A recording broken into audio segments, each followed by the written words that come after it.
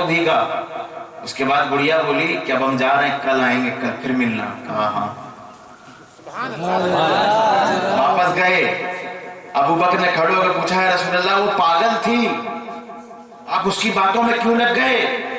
وہ رحمت للعالمین کہ جس نے جانوروں تک کے اوپر رحمت کی ہے.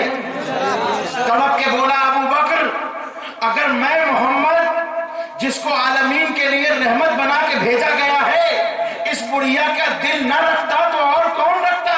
کوئی بھی تو اس سے مدینے میں بات نہیں کرتا, کوئی اس کو منہ نہیں لگاتا, کوئی اس سے بات کرنا پسند نہیں کرتا. اگر محمد بھی بات نہ کرتا تو کون کرتا؟ ابو بکر. وہی سنتے ہیں بولیاں سب کی, وہی بھرتے ہیں جولیاں سب کی. آؤ بازار مصطفیٰ کو چلیں, کوٹے چکے وہیں پہ چلتے ہیں. کیا صرف اتنا خیال تھا کہ اس کو کوئی منہ نہیں لگاتا. امت کو سبق دے گئے کہ جس کو کوئی نہ پوچھے تو میری سنت ادا کر کے پوچھ لینا, شاید تو میں ثواب مل جائے.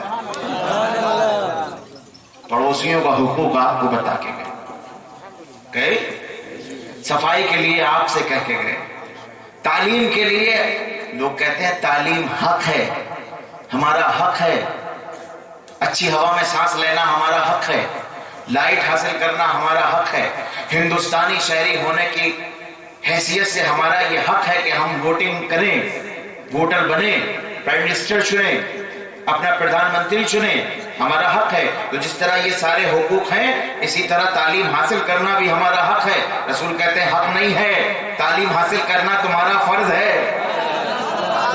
حق نہیں ہے, حق تو چھوڑ بھی دیا جاتا ہے مگر تعلیم چھوڑی نہیں جا سکتی.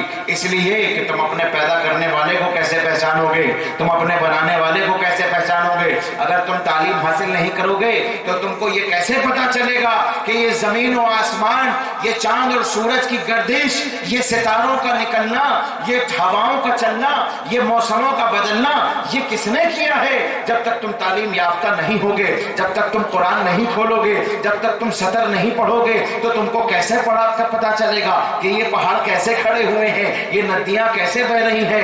وَإِلَى الْجِبَالِ كَيْفَ سُطِحَتْ وَإِلَى الْأَرْضِ كَيْفَ سُطِحَتْ فَذَكِّرْ إِنَّمَا أَنْتَ مُذَكِّرٌ. کیسے پتا چلے گا تم کو, اور تم کیسے ذکر کرو گے اللہ کا؟ اس لیے تعلیم حق نہیں ہے, تعلیم فرض ہے. حقوق والدین کے فرض ہیں. یہ سب کس نے بتایا آپ کو؟ آپ کے نبی نے بتایا. بس انہی باتوں پہ عمل کیے. آپ رات بھر جلسے چلائیے, رات بھر, بلکہ 2 راتیں اکٹھا 48 گھنٹے کا جلسہ کیجیے. چرخاری والوں, میرے عزیزوں, میرے بزرگوں, دوستوں اور بچوں جن سے 3 گھنٹے میں محبت ہو گئی مجھے, آپ واقعی محبت کرنے والے لوگ ہیں, اور آپ واقعی ایسے لوگ ہیں کہ جن کو محبت ہی واپس کی جائے اور کچھ نہ دیا جائے.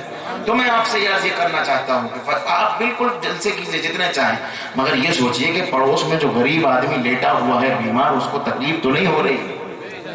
اس جلسے کا ثواب اگر لینا ہے تو اس کو 9 بجے شروع کیجیے اور 11 بجے ختم کر دیجیے. اس سے زیادہ جلسہ مت چلائیے. یہ میں آپ کو فری کے ایڈوائس دے رہا ہوں, میں ایسے ایڈوائس پہ پیسے لیتا ہوں مگر اس کے پیسے نہیں لوں گا, بالکل بے فکر رہیے.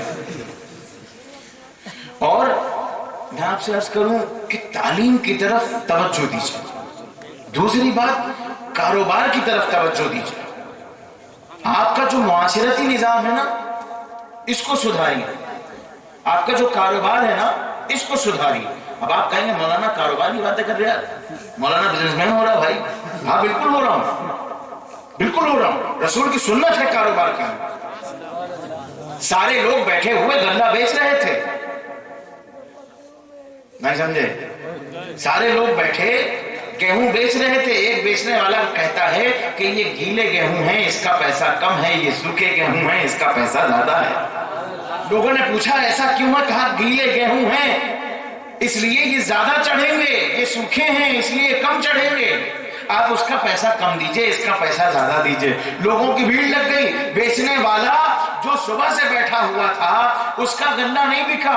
یہ جو 10, 15, 20 منٹ پہلے بیٹھا تھا اس کی دکان پہ بھیڑ لگ گئی اور سارا کا سارا غلہ بک گیا. ہمیں اس رسالت مآب نے ہمیں جائز طریقے سے بزنس کرنا بھی سکھایا اور پھر بزنس میں سے غریبوں کا حق نکالنا بھی سکھایا.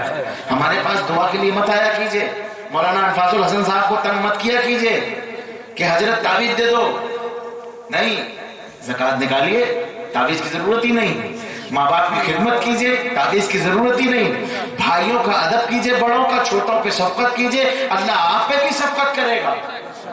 گود میں بٹھانے ہوئے تھے جناب حسن کو، ایک صحابی بیٹھے ہوئے تھے، کہا حضور نے بوسہ دیا، جناب امام حسن کے چہرے پہ بوسہ دیا، کہا حضور میرے 10 بچے ہیں، میں نے آج تک کسی کو بوسہ نہیں دیا۔ رحمت للعالمین نے فرمایا جو چھوٹوں پہ شفقت نہیں کرتا اس پہ شفقت نہیں کی جاتی۔ چھوٹوں پہ شفقت کیجئے، بڑوں کا ادب کیجئے، یہی عید میلاد النبی کا پیغام ہے۔ جس طرح آپ اپنے اجلے کپڑے دیکھنا چاہتے ہیں اسی طرح بیواؤں کو پہنائیے، یتیموں کو پہنائیے۔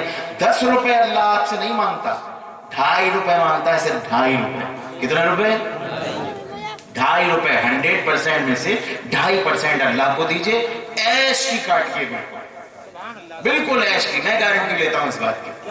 کبھی آگ نہیں لگے گی، کبھی آگ نہیں لگ سکتی، کبھی نقصان نہیں ہو سکتا، کبھی بیماری نہیں ہوگی، اور بیماری کا علاج مجھ سے سن لیجئے، اگر آپ کے گھر میں کوئی بیمار ہو جائے تو سب سے پہلے اس کے اوپر سے صدقہ اتار کے اس کے نام کا صدقہ دے دیجئے، بیمار اچھا ہو جائے گا۔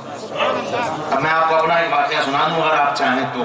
میری والدہ ہوئی بیمار، ڈاکٹر نے دے دیا جواب، مجھ سے کہا کہ 72 گھنٹے کی ہیں، گھر لے جاؤ، خدمت کرو، اور بات ختم۔ ہم لے کے آئے، ہمارے والد صاحب حضور صاحب سجادہ آستانہ عالیہ سمدیہ پھپھول شریف جو وہاں کے صاحب سجادہ ہیں، حضور اکبر المشائخ کے سب سے بڑے صاحبزادے اور میرے والد، فرمایا ایسا ہے ڈاکٹر کی جگہ، ڈاکٹر کی بات اپنی جگہ، مگر بیٹا ایک کام کرو، صدقہ شروع کرو۔ جو جس والدہ کے لیے 72 گھنٹے کا الٹیمیٹم دیا تھا ڈاکٹر نے، وارننگ کی تھی 72 گھنٹے میں ختم ہو جائیں گے یہ، وہ میری والدہ میری شادی تک زندہ رہی، 3 سال کے بعد انتقال ہوا ان کا۔ صدقے میں یہ برکت ہے، صدقہ بلاؤں کو بھی ٹال دیتا ہے، اور صدقہ جان کے اوپر آنے والی عذاب کو، آفت کو بھی ٹال دیتا ہے۔ رسول اللہ نے فرمایا صدقہ رد بلا ہے، یہ موت کو بھی ٹال دیتا ہے۔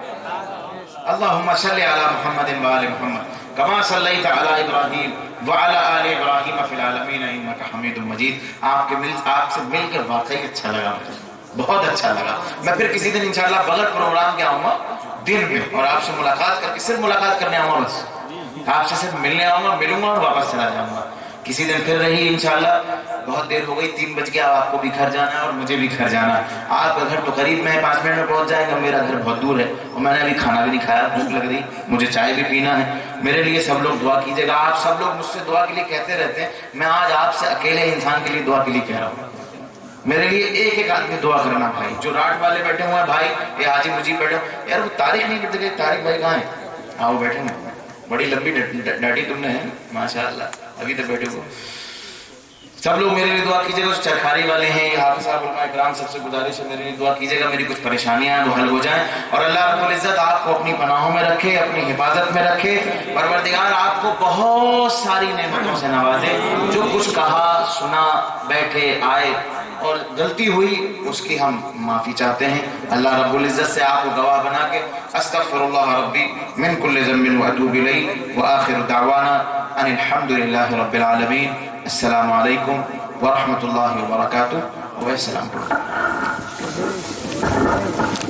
علينا من ثنيات الوداع وجب الشكر علينا ما دعا لله داعي يا حبيبي يا رسول الله يا نبي سلام عليك يا رسول سلام عليك يا حبيب سلام عليك صلوات الله عليك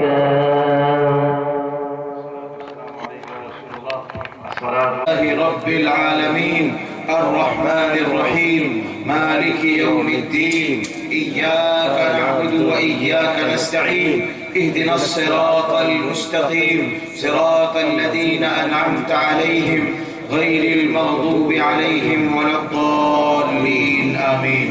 پروردگارہ رحیمہ کریمہ بادشاہ بندہ نوازہ حیہ قیومہ احدا سمدا قادرہ، جیسے بھی ہو سکا ہم نے تیرے محبوب کے ذکر کی اور تیرے ذکر کی محفل کو سجایا، آراستہ کیا، آئے بیٹھے پڑھا سنا۔ مولا اگر کہیں کوئی غلطی ہو گئی ہو تو معاف فرما دے۔ پروردگار اس محفل کو اپنی بارگاہ میں شرف قبولیت عطا فرما۔